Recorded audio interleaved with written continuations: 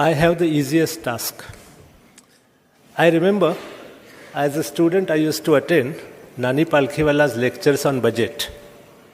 On one of these speeches, Mr. Vijay Merchant was the president of that lecture, and he was supposed to introduce Nani Palkhiwala.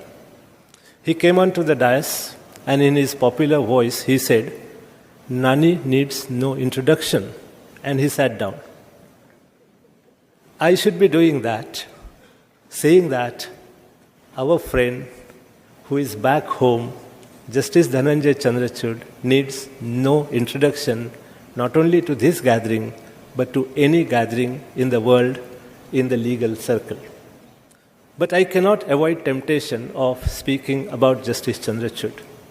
I remember seeing Justice Chandrachud for the first time outside court number 6 when at 9 o'clock we used to park our cars, and he had a very famous, the only, perhaps only, ambassador car in the High Court compound. The green color ambassador car, which was the outside court number 6, was the announcement of Justice Chandrachud's, then Dhananjay Chandrachud's arrival in the High Court. Justice Chandrachud has authored several important judgments as a judge of not only this court, but now as Supreme Court. I would mention only one judgment which he has authored as a judge of Bombay High Court, which was in relation to environmental issues relating to environment impact assessment notification relating to a power project. We lost that matter here. The matter was taken to Supreme Court. The appeal was before Justice Aftab Alam.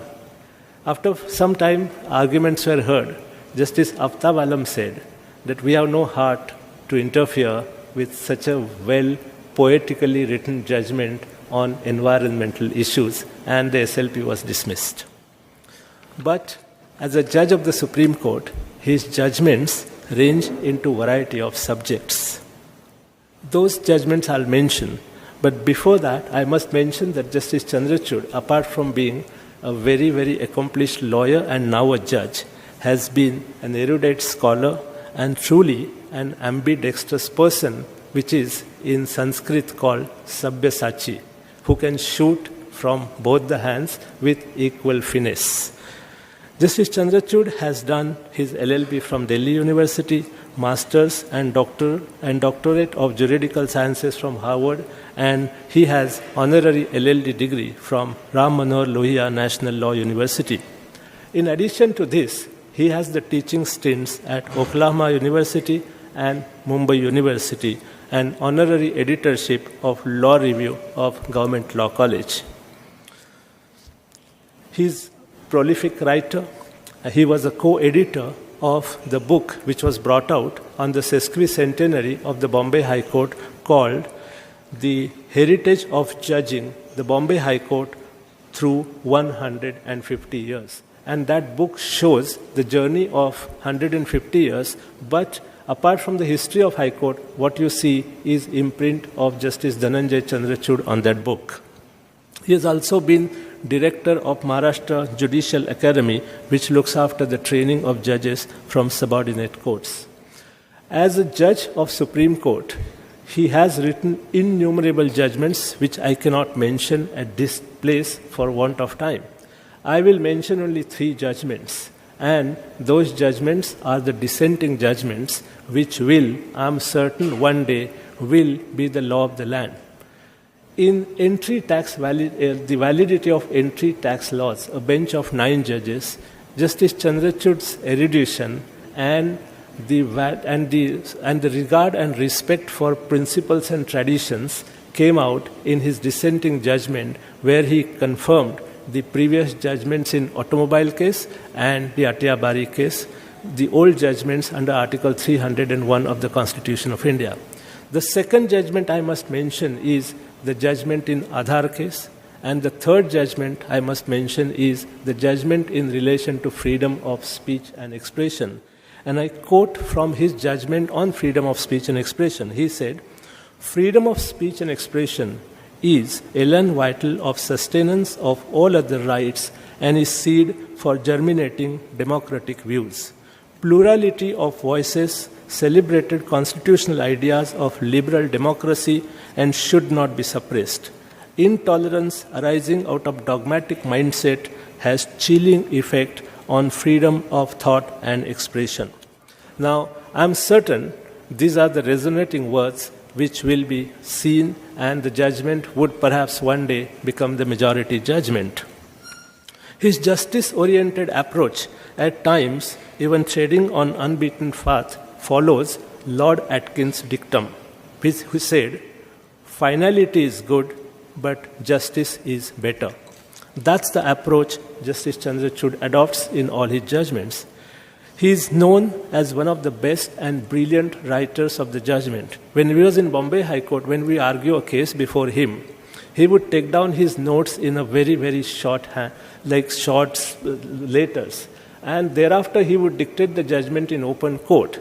And we would feel that we probably have argued this case in such a good manner, which of course was his erudition and not the erudition of our arguments. So he would make you feel that you have argued that case in an extremely well manner. That is his judgment writing skill. I think I can say with certainty that arguably he is the best writer of judgments today in the country. We are fortunate to have Dhananjay Chandrachud with us this evening to deliver the K.T. Desai Memorial Lecture on a subject very dear to him, why the Constitution matters. And as I said earlier, who else to deliver subject on that subject? We are all anxious to hear Justice Chandrachud. I once again welcome Justice Chandrachud in our midst. Welcome home. Thank you.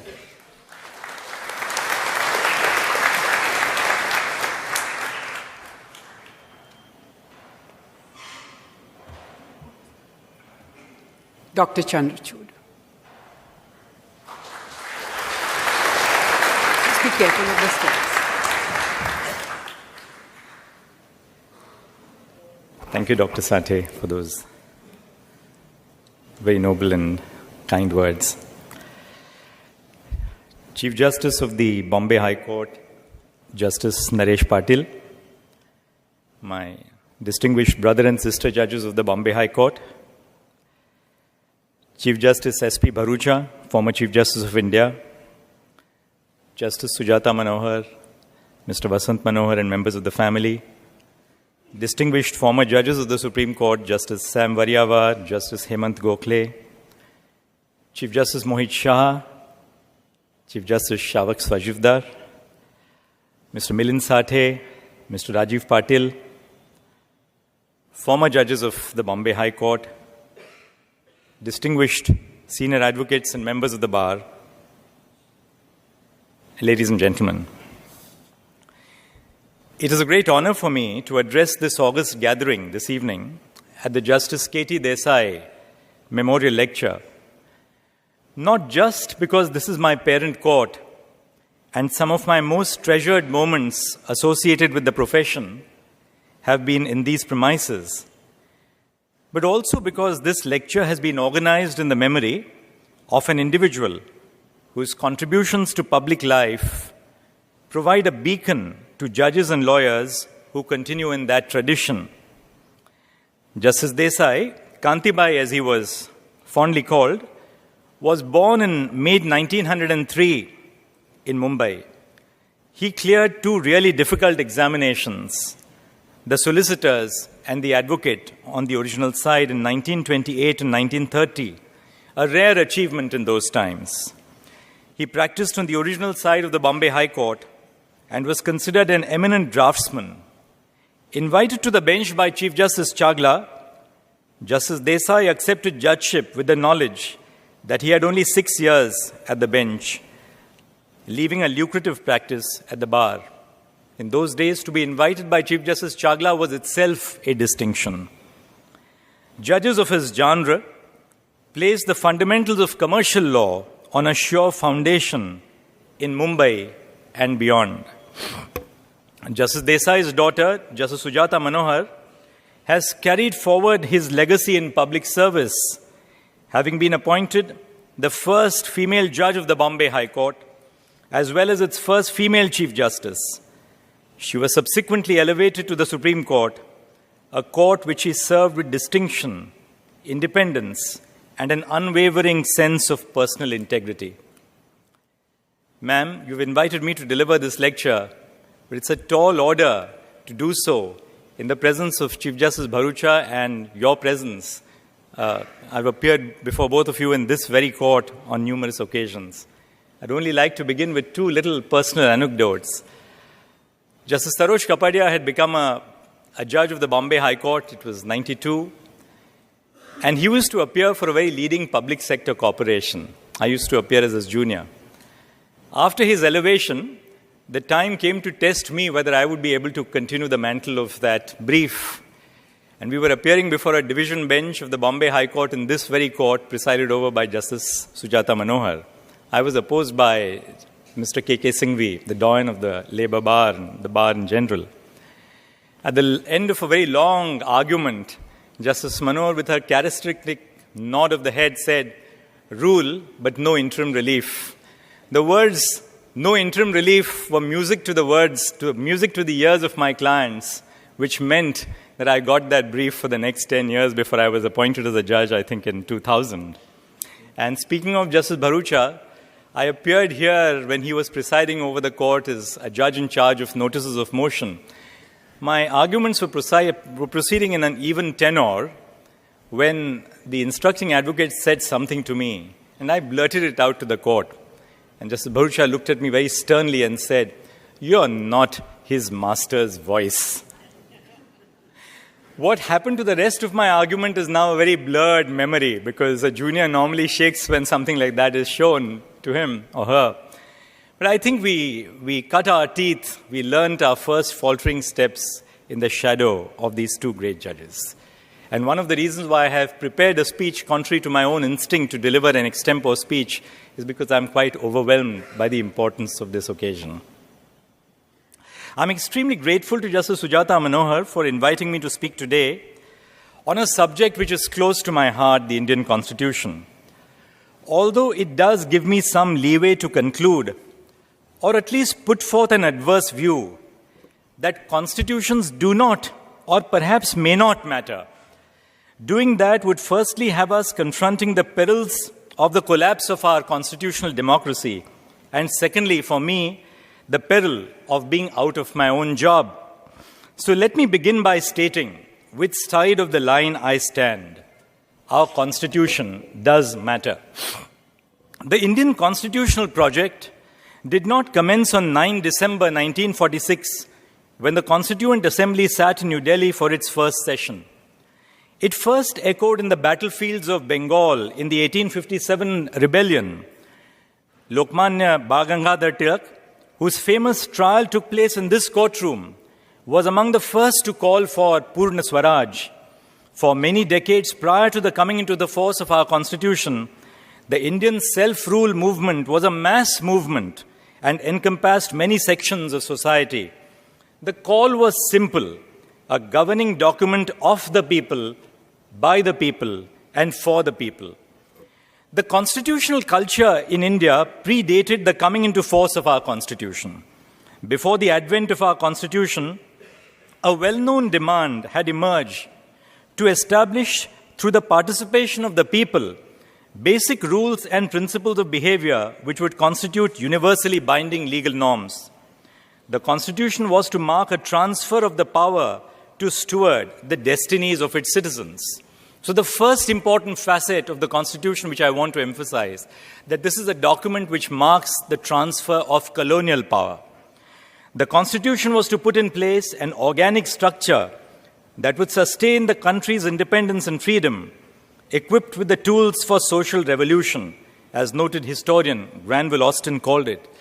So a parallel movement was taking place during the times of the freedom movement, which we shouldn't lose sight of. The parallel movement, together with the movement for freedom, was a movement for social emancipation. The movement which was begun by people like Dr. B.R. Ambedkar, but even before Babasaheb Ambedkar, by people like Phule. This potential of a constitutional document in steering the course of the society it governs lends it paramountcy in comparison to statute law. A quote by Carl Schmitt comes to mind. The essence of the Constitution, he says, is not contained in a statute or a norm, but in a prior and fundamental political decision by the bearer of the constitution-making power. In a democracy, this is a decision by the people. A constitutional culture is based on the understanding that a constitution unifies a population beyond those in one's immediate sphere of acquaintance, and that, whatever be our differences, this is something we have in common.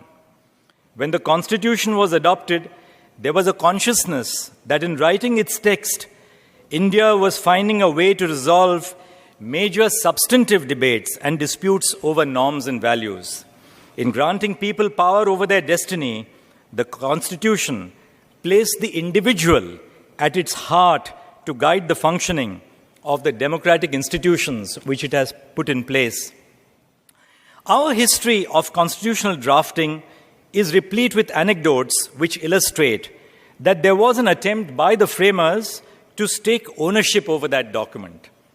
Our framers did not place the Constitution for approval before the British Parliament. Following the Irish precedent, Article 395 of the Constitution repealed the Indian Independence Act. The framers repudiated the source which authorized them to enact the Constitution. This was a symbolic denial of Indian independence being a benevolence of an imperial parliament. These actions of the framers ensured that the chain of constitutional validity did not extend to the crown in parliament. They delivered a completely, pardon my long word, they delivered a completely autochthonous constitution, a homegrown constitution rooted in our soil. The Constitution owed its validity and authority to its own people, rather than to the fact of its enactment by a foreign legal process. In way fashion, we the people, through the members of the Constituent Assembly, came to be the source of authority of the Constitution, rather than the Indian Independence Act enacted by the British Crown in Parliament. The advent of the Indian Constitution thus marked the coming together of a population, the culmination of a desire for self-governance. It represented a bottom-up approach where the people granted to themselves their structures of governance. In Nani Palkhiwala's words, the Constitution represents the charter of power granted by liberty and not the charter of liberty granted by power. Liberty is not a gift of the state to the people. It is the people enjoying liberty as citizens of a free republic who have granted power to the legislature and to the executive. The Constitution was required to take into account multiple conflicts. Let us understand that this is a Constitution which is founded in a history of multiple conflicts. Freedom of expression and national integrity, personal liberty and political stability, special treatment for some segments of society and equality for all, property rights and social revolutionary needs. The people who work the Constitution may go terribly wrong, and sometimes they do, as when we jail a cartoonist for sedition, or when jail instead of bail is given to a blogger who is critical of our religious architecture. When a mob lynches a person for the food that she or he eats, it is the Constitution which is lynched. When we deny to human beings the power of love for reasons of religion or caste, it is the Constitution which is made to weep. That is exactly what happened yesterday when a groom belonging to the Dalit community was asked to climb down from a horse in a wedding procession. Let us make no two bones about it. That is the Constitution which weeps when we read of such incidents. To the wisdom of our people, the Constitution trusts. The trust is broken at our peril. The most fundamental struggle was between Parliament and the Supreme Court over custody of the Constitution. The central issue being whether Parliament's power of amendment was complete and unrestrained. In the initial decade of the Indian independence, of the nation's independence, a stronger central government with far-reaching powers had assumed importance in order to drive socio-political revolution. The birth of the nation was into what Granville Austin has described an emergency. Two decisions immediately fueled a change in the Constitution. The decision of the Supreme Court in Ramesh Thapar versus State of Madras, striking down the Madras Maintenance of Public Order Act, 1949, and Brij Bhushan versus State of Delhi, striking down the East Punjab Public Safety Act, immediately prompted the need to insert the word reasonable in Article 19.2, as well as new grounds of public order, friendly relations with foreign states, and incitement to an offense in order to allow the state to regulate free speech. One other article into the Constitution reflected the centre's concern to centralize power through the Constitution and enact property legislation. By the First Amendment, Article 31A and 31B were also added to the Constitution, which expressly saved laws providing for the acquisition of estates from being void on the ground that they are inconsistent with fundamental rights. Acts and regulations specified in the 9th schedule would be immune from the operation of Article 13. In keeping with the tense atmosphere into which India was born, the operation of the preventive detention law brought into focus a jurisprudential position by the Supreme Court, which was deferential to the state. This was clearest in A.K. Gopalan versus State of Madras, where the majority held that Article 22, being a complete code relating to the preventive detention law, the validity of an order of detention must be determined strictly according to the terms and within the four corners of Article 22, and that its validity cannot be tested against Article 19 and 21.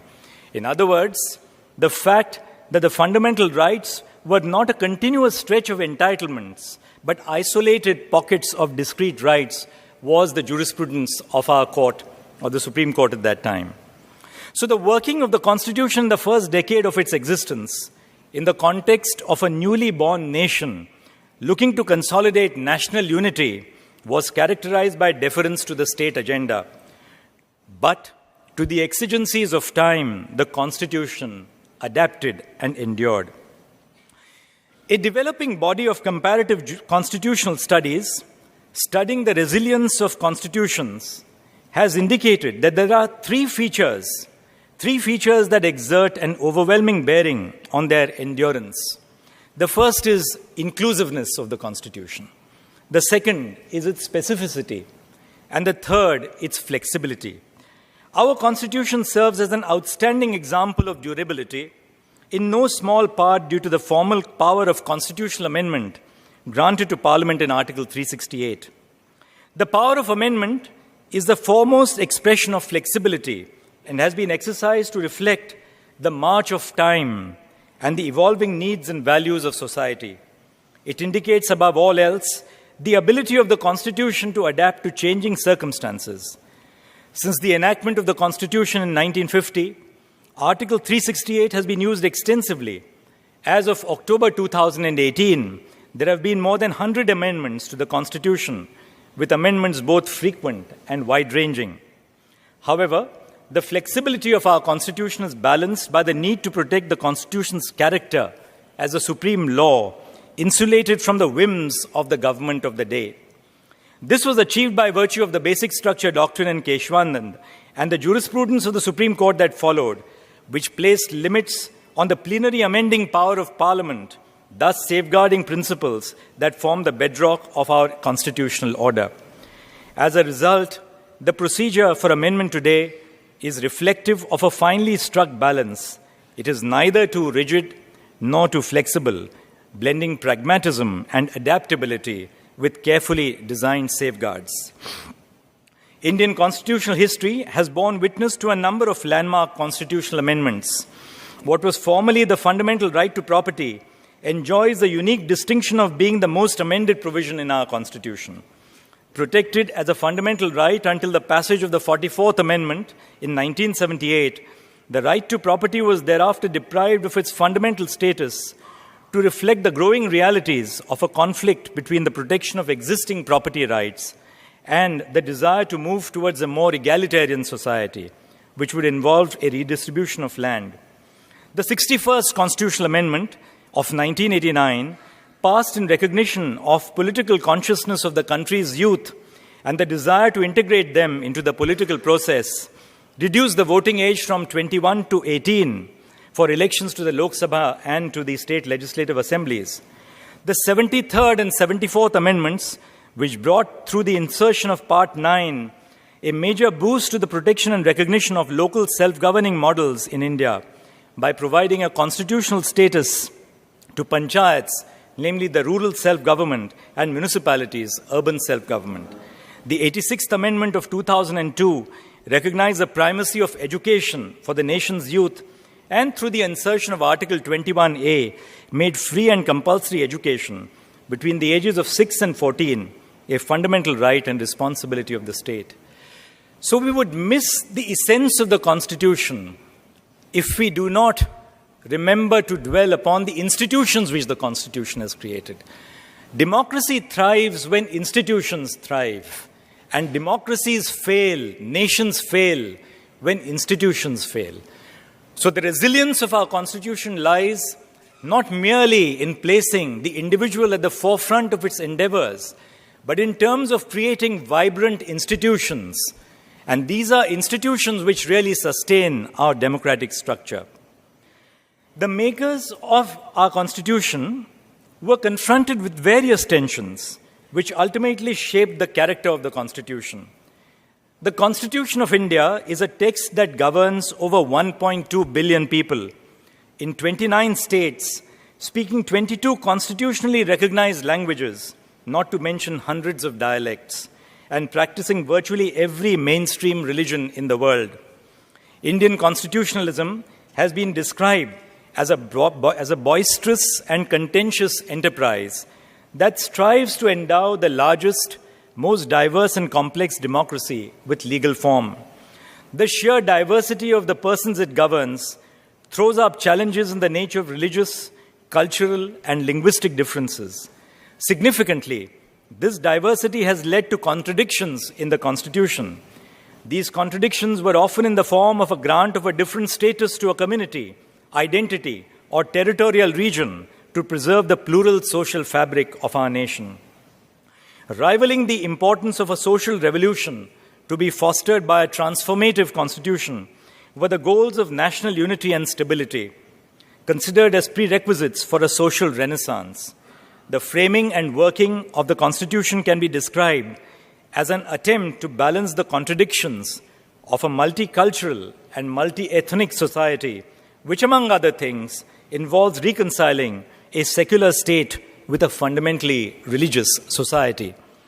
Though the word secular state was introduced in the Constitution only in 1976, the secular nature of the Indian state was affirmed by the Constituent Assembly.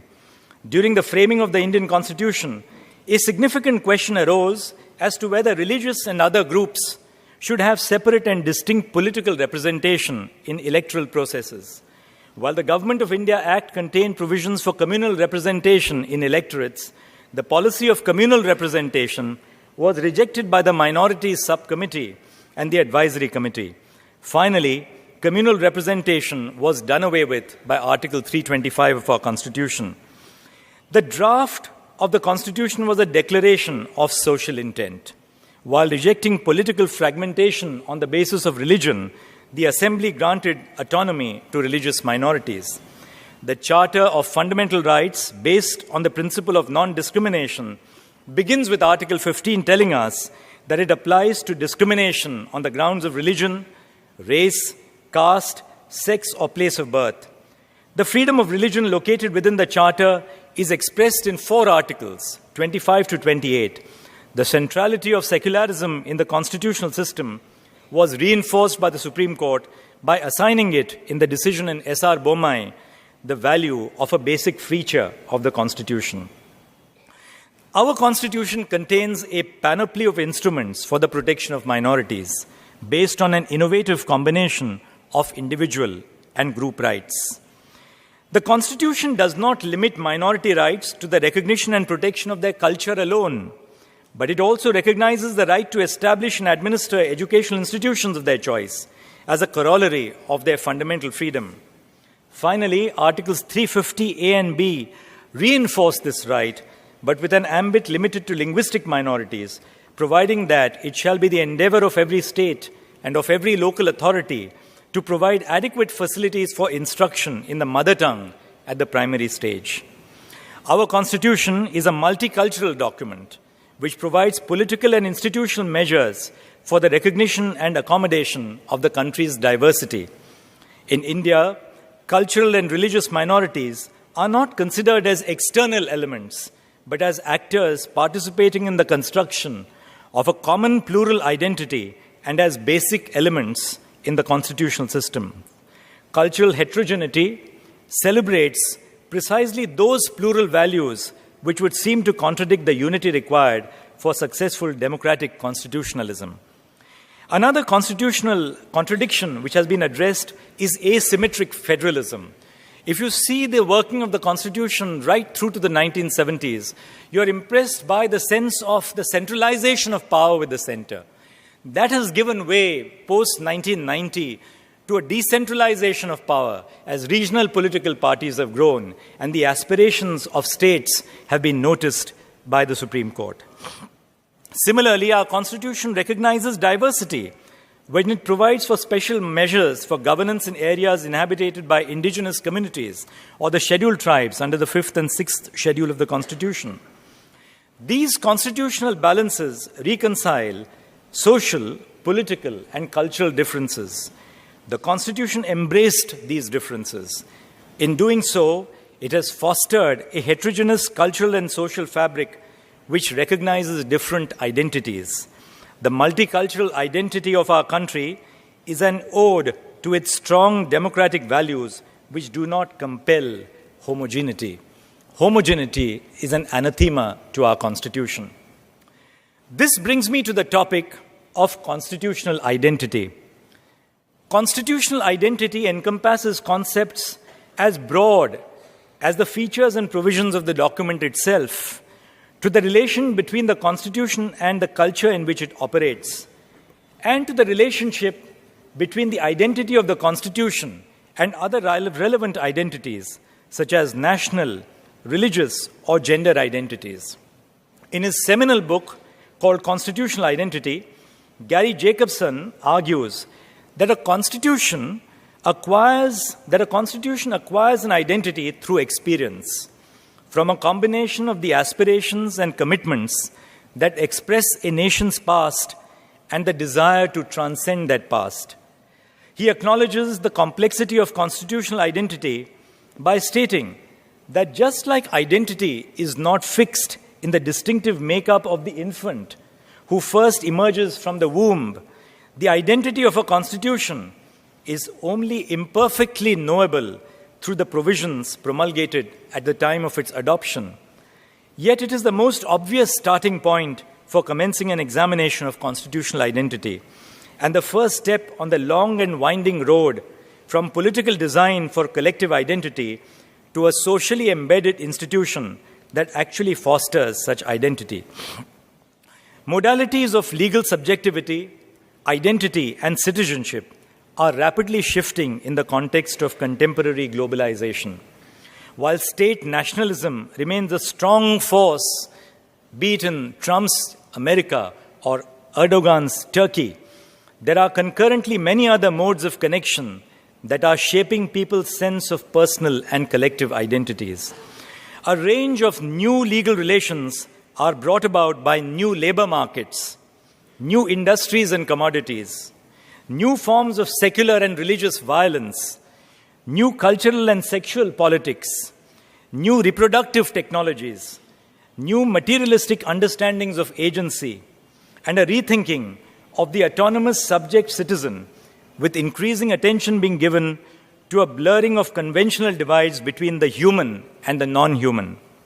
Emerging changes in science and technology pose a challenge to our legal and constitutional values by disrupting conceptions of the very definition of our personhood and of our identity. The burgeoning of multifaceted and intersectional identities, accompanied by an acknowledgement of the inherent fluidity of our identities, lends immediacy to the need that our Constitution must keep pace with them. Increasingly so, our Constitution is recognizing the diverse identities of our citizens. An important example is the recognition of different gender and sexual identities. While the break from a heteronormative sexual framework has been gradual, courts have played an important role in recognizing the autonomy of individuals within the Constitution to determine their orientation as well as their gender identity. It was my belief, while writing the Section 377 judgment, that we the people of India, in our preamble, must be an ever-inclusive and expansive we. The we in the people of India is not prefixed by only, stating only we or any other such prefix connoting religious, caste, class, sex, or political ideology or ideological affiliation. It is a simple and obvious interpretation. But as George Orwell said, the work of intelligent people is to restate the obvious, because the devil is very often in the detail. As people in the field of law, we would agree that the limits of our words are the limits of our world. The shift in our jurisprudence from R.C. Cooper, the bank nationalization case, and from A.K. Gopalan, which held that Part 3 does not seek to enunciate distinct rights, but weaves a pattern of guarantees in a single thread, has been crucial. Weaving constitutional rights as overlapping has opened new avenues to the Supreme Court to realize the emancipatory power of the Constitution. This issue presented itself before us in the Sabrimala temple entry case. Article 25 protects the equal entitlement of all persons to a freedom of conscience and to freely profess, protect, and propagate religion.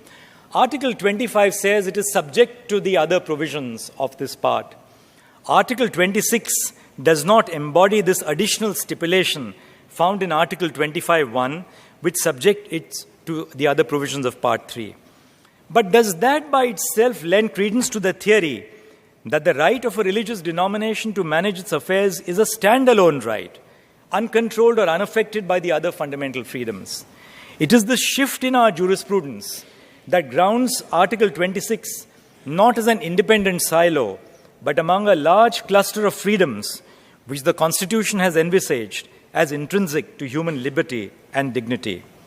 Hence, the dignity of women, which emanates from Article 15 and is a reflection of Article 21, cannot be disassociated from the exercise of religious freedom under Article 26. A conversation within the Constitution between religion, dignity, and morality is aided by such a shift. Our Constitution, above all, is a transformative document. It was to usher in a radical transformation from a colonial regime to a liberal constitutional democracy. It sought to empower the individual who it placed at the very heart of society and polity. The promise of substantive equality in parts 3 and 4 was truly revolutionary, for it gave many the language to articulate, voice, and agitate moral indignations. Citizen interpretive practices remain diverse, conflicted, and contradictory. These articulations are a litmus that test the successful functioning of the Constitution. At the heart of the learnings and unlearnings of the Constitution is its basic unit, the individual. We must not lose sight of the fact that the judiciary comes from the citizenry. The text of our Constitution, while the obvious starting point for interpreting it, was not intended to be the end of the interpretive exercise. The subjects of the Constitution, the citizens of our nation, have assumed new and diverse social and political identities since its inception. And the text of the Constitution has embraced these identities. The text is infused with meaning every time the court is called upon to interpret the Constitution. So when the court does take action upon this task, the question is, should it ignore the underlying values of our Constitution? Should it not attempt to ensure that the Constitution is a living document that remains relevant to the needs of a constantly evolving society? Should the court at all overlook the transformative character of the Constitution? Hence, citizen interpretive practices are essential to realizing the democratic ideals of our Constitution. PILs characterized by a collaborative approach, procedural flexibility, and judicially supervised interim orders and forward-looking relief serve to bring the people into judicial discourse. The guarantees of the Constitution must be assessed for the social change that they can engender, which depends heavily on the working of institutions. Without a judiciary and without the citizenry, which truly recognizes the transformative potential of the Constitution, our Constitution will remain an empty promise, doing mere lip service to the laudatory goal of achieving egalitarian, liberated society. Professor Upendra Bakshi's view on citizen participation is that constitutions are not arenas of practice of state power. They also provide registers of interpretive practices of an active citizenry. The Constitution, if it is to be truly transformational, is so because of the people that work it. The Constitution is worked on a daily basis by the courts, by legislators, by citizens, civil society, and the media. The same document can be a charter to destroy human freedom, or it can be a document that pushes society in the direction of recognizing the inherent value of human dignity. As a former US Secretary of State noted, here the illegal we do immediately, the unconstitutional takes a little longer. The working of the Constitution, in and out of courts, bears an intricate relationship with societal change. It is through the working of the Constitution that we give meaning and therefore life to the Constitution. And by giving life to the Constitution through interpretation, we determine who we are as a people governed by it. Thus, the working of our Constitution has the power to change our lives. The ultimate question must be, what do the words of the text mean in our time? For the genius of the Constitution rests not in any static meaning it might have had in a world that is dead and gone, but in the adaptability of its great principles to cope with current problems and current needs. What the constitutional fundamentals mean to the wisdom of other times cannot be their measure to the visions of our time. Similarly, what those fundamentals mean to us, our descendants, will learn cannot be the measure of the vision for their future. But what of the future of the Constitution? What and where lies the future of our Constitution? There are emerging questions which the drafters of our Constitution did not envisage, and to which the text of the Constitution provides no clear answers. How do we build in the silences of the Constitution? For instance, technological advances have radically changed how we conduct our lives, interact with people, and communicate ideas. These changes have seeped through how the law governs, how the courts carry out their procedures, and how the state chooses to identify us as citizens. While facilitative and enabling in a manner, these advances have also the potential of disrupting conceptions of basic principles that we have long been familiar with, be it freedom of speech, privacy, the right against self-incrimination, personal liberty, or the very definition of our personhood. As we as a population become increasingly adept at using newer forms of technology, the Constitution will have to keep pace to continue being relevant. The rise of technology also raises potential questions of whom personhood can be attributed to. With advancements towards artificial intelligence and robo-mechanics, where do concepts like negligence and tortious liability lie? Constitutional interpretation will again require the courts to mold the text to apply constitutional principles to emerging technologies so that values of security and personal liberty can be protected. The Constitution is a living document, a document for the future. If a Constitution is not framed for the future, it is doomed to fail. The Constitution is not set in stone. Its endurance can be attributed to its dynamism. It moves beyond the narrow understanding of democratization as a quest for universal suffrage and fair elections to a more fluid, real-time construct of competing interests negotiating outcomes, stressed and malleable institutions, and tumultuous change, and views the democratic process as one subject to ongoing interpretation, challenge, and renewal. The drafters of the Constitution were prophetic. They foresaw that the questions that confront Indian society would change over the years. However, the answers would always be found in the enduring spirit of the Constitution to adapt and its effectual working by the people it seeks to govern, which is why the Constitution matters. The ideals laid down long ago still govern us today and are the foundation of what a better future might look like, a future that must be effected by us collectively as a democracy and as a people. This sentiment is captured by the words of Dr. Ambedkar when he said, "However good a constitution may be, it is sure to turn out bad because those who are called to work it happen to be a bad lot." And then Baba Saheb said, "However bad a constitution may be, it may turn out to be good if those who are called to work it happen to be a good lot."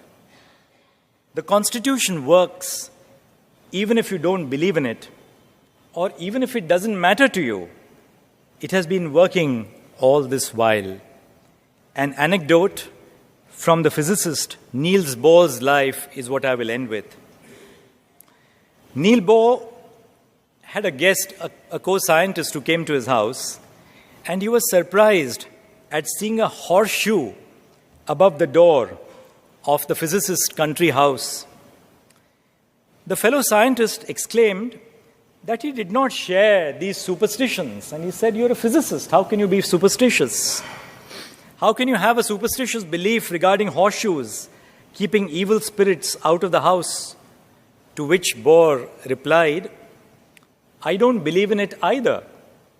I have it there because I was told that it works even when one doesn't believe in it at all." And that, ladies and gentlemen, tells us the story. That is why the Constitution matters, because it works even for those who don't believe in it. Thank you very much.